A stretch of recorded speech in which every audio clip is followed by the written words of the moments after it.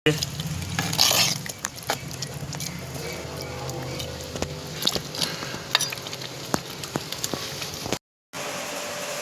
મિત્રો, તો આજ આપણે બનાવવાનું છે સુરણનું શાક, પણ કેમાં? ખજૂરભાઈના ઓર્ગેનિક મસાલામાં. અને આપણી બધી સામગ્રી આવી ગઈ છે. અને ખાસ તો છે ને આપણે માટીના બર્તનમાં શાક બનાવવાનું છે. અને બર્તન કહેતા હોય, વાસણ કહેતા હોય, પણ આપણે છે ને આને શું કહેવાય મને કોમેડી કરજો. કારણ કે આપણે આ લાવ્યા હતા ને આજ આમાં છે ને આપણે આમાં જ શાક બનાવવાનું છે. સુરણનું શાક, કાંદા ને એવું બધું કમ્પ્લીટ થઈ ગયું છે. એટલે આપણે છે ને આ એક નંબર શાક બનાવવાનું છે સુરણનું.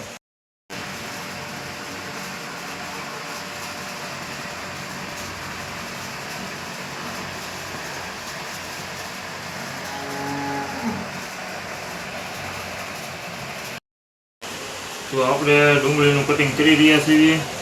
અને આપણે છે ને આ મિક્સરમાં કાઢવાનું છે. આપણે પહેલેથી ડુંગળી કટિંગ કરી નાખી હતી, થોડીક સાફ કરીને. એટલે આવી રીતે એમ કટિંગ કરીએ અને ગ્રેવી બહુ મસ્ત બને તે માટે આવી રીતે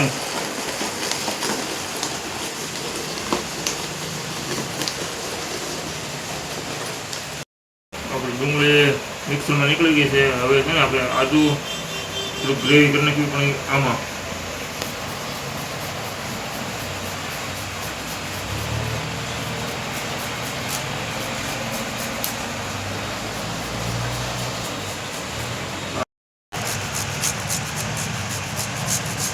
આદુ છે ને પાચન શક્તિમાં બહુ ઉપયોગી છે, એટલે આદુ તો થોડુંક નાખવું જ પડે આમાં.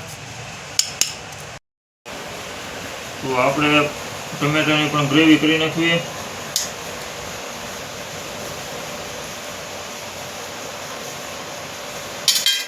કરાઈ ગયું છે એટલે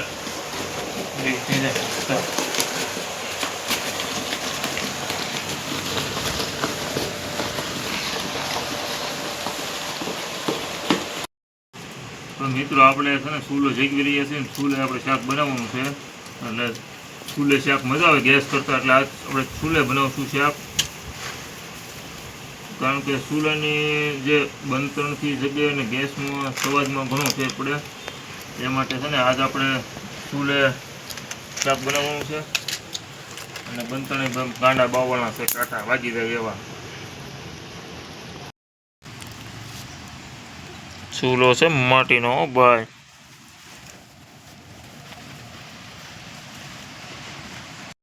તો મિત્રો આપણે ચૂલો પણ જગી ગયો છે ને હવે છે ને આપણે માટીનું વાસણ મૂકી દેવાની ચૂલામાંથી.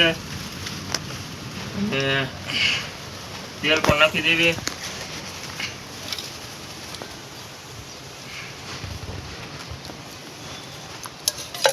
કારણ કે માટીનું વાસણ છે એટલે તેલ વધારે સૂંઘ છે, એટલે થોડુંક વધારે નાખવું પડશે. અને તેલને આવતા પણ બહુ વાર લાગશે મિત્રો, કારણ કે માટીનું વાસણ છે ને એટલે કાંઈ વાંધો નહીં, પણ મજા આવશે માટીના વાસણમાં ખાવાની. પહેલાંના ઘડિયા છે ને 100 વર્ષ અને 150 વર્ષ જીવતા, પણ કેમ?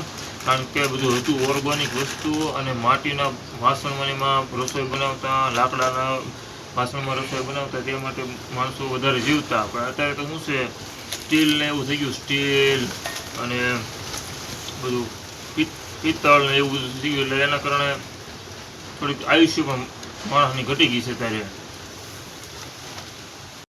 તો મિત્ર આપણું તેલ આવી ગયું છે, એટલે આપણે તમાલપત્ર પહેલાં નાખવાના છે. અને મરચાં પણ સાથે. અને આ બધો મસાલો છે ને પહેલાં નાખી દેવાનો છે આપણે. અને પછી નાખવાના છે કાંદા આપણે.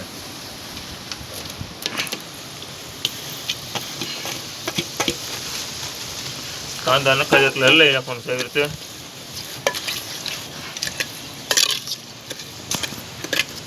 કાંદા નખાઈ ગયા છે. અને આમાં તપતા બહુ વાર લાગશે, કારણ કે માટીનું વાસણ છે ને પહેલીથી આપણે માટીના વાસણમાં બનાવી છે શાક.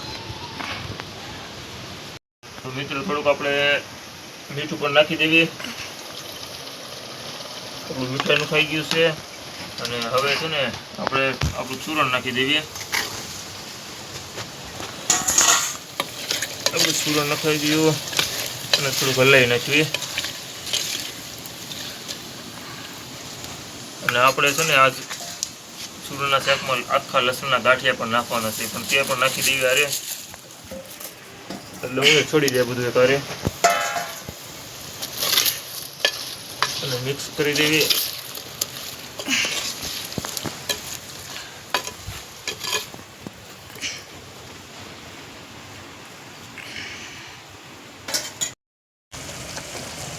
તો મિત્ર થોડુંક આપણે શાક કરી દઈશું એટલે આપણે છે ને હળદી નાખી દઈએ.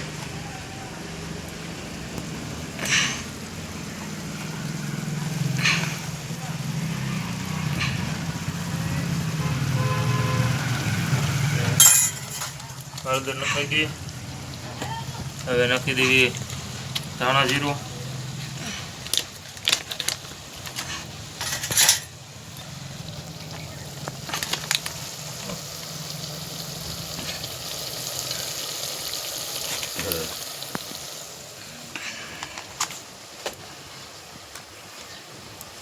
લાલ મરચું,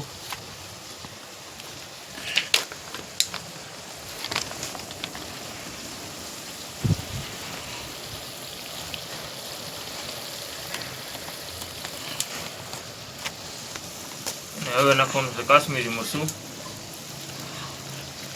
બધું છે ને એક એક ચમચી નાખવાનું છે કારણ કે આપણે 2-3 જણાની રસોઈ બનાવી છે એટલે.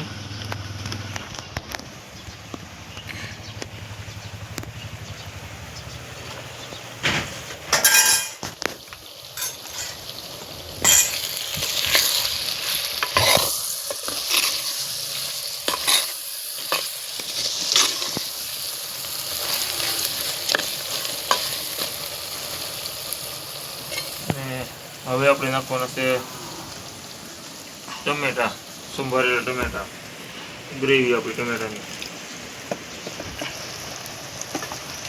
અને એક વાર હલાવી નાખવી કારણ કે મરચું દાદે ને એટલા માટે ટમેટા નાખી દઈએ જલ્દી એટલે સારું પડે.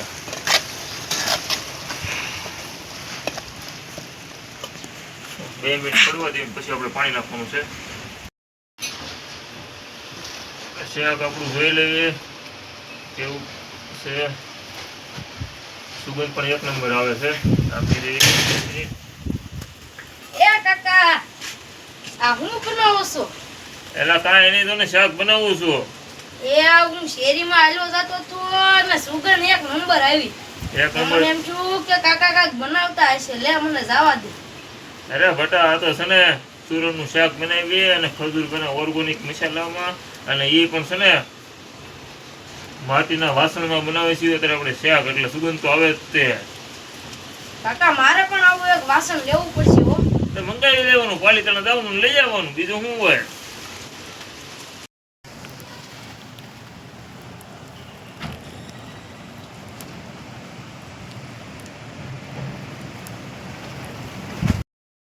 તો મિત્ર આપણું શાક અત્યારે હવે સડવાની આરે થઈ ગયું છે, સડી ગયું છે લગભગ તો. અને આપણે જોઈ લઈએ.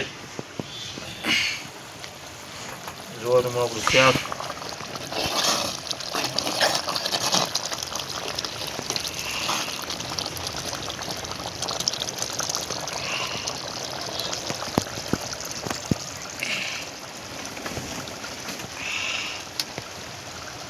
થોડુંક કાસું છે એટલે થોડુંક ઢાંકી દેવું છે ઘડીક. પવન છે એટલે ધુવાડો બહુ થાય છે એટલે ઘડીક 5 મિનિટ પાછું ઢાંકવું પડશે. ઢાંકી દેવી પાછું. આપણું શાક કમ્પ્લીટ થઈ ગયું છે. તમે જુઓ આપણું શાક ને 1 નંબર બની ગયું છે શાક. આ જો શાક છે ને 1 નંબર શાક આપણું બન્યું છે. અને આપણે છે ને હવે ભાણે પીસી દેવી અને થોડુંક ખાઈ પણ લેવી. અને આપણા મોટા ભાઈ ઘરે શાક મોકલાવવાનું છે કારણ કે મોટો ભાઈ આપણે નથી એટલે થોડુંક શાક મોકલાવી દઈએ. ફર્સ્ટ ક્લાસ શાક છે અને આપણે ખાવાની પણ મજા આવે છે. આ શાક 1 નંબર બન્યું છે. તો મિત્રો આપણું શાક પીરસાઈ ગયું છે અને જો તમે શાક. અને જો આ મારા મારો ભત્રીજો અને મારો છોકરો બે તૈયાર થઈ ગયા છે ખાવા માટે. ફર્સ્ટ ક્લાસ શાક બની ગયું છે આપણું. તો મારા વિડીયોને અવશ્ય જોજો, લાઈક કરજો અને કોમેન્ટ કરજો કે માશાલ્લાહ તમે સરસ શાક બનાવ્યું છે. અને સબસ્ક્રાઈબર કરવાનું મિત્રો તો ભૂલતા જ નહીં હો.